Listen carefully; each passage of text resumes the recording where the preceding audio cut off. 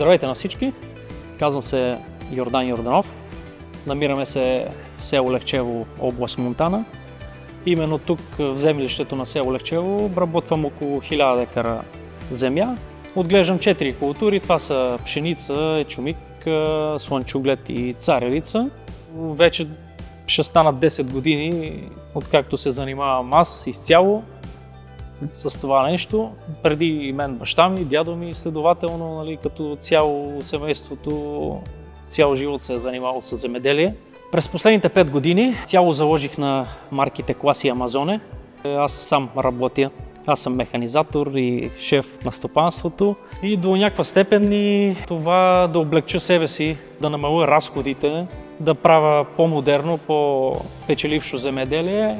Това е нещото, което ме накара да инвестирам и в по-модерна техника.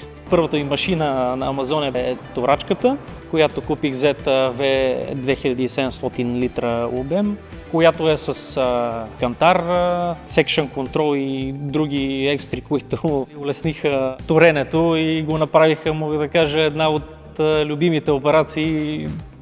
Есенната сялка, която също много харесах, D9 на Амазоне. Много ми хареса това, че е напълно механична, много проста машина. В същото време е доста надежна, прецизна и най-вече цената допустима за производител малък, като мен. Впоследствие и пръскачката, просто машините са много качествени.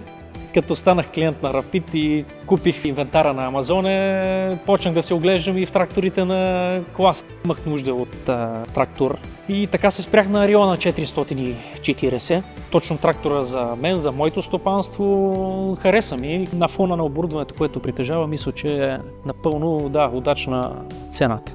Имал съм по-евтина техника, видял съм и там как стоят нещата. И принудил съм се да я продам и да си закупа премиум марка. Разликата е огромна. Тук натам едва ли бих повече направил компромис в това отношение. Да купа ефтин инвентар. Марките Клас и Амазоне са както и за големи, така и за малки земеделски производители. Аз съм живия пример за това нещо и със сигурност не съм само аз.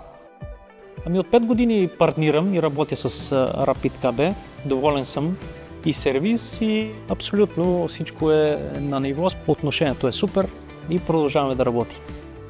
Любимия ми цвят от известно време е светло-зеленото, в комбинация с оранжево.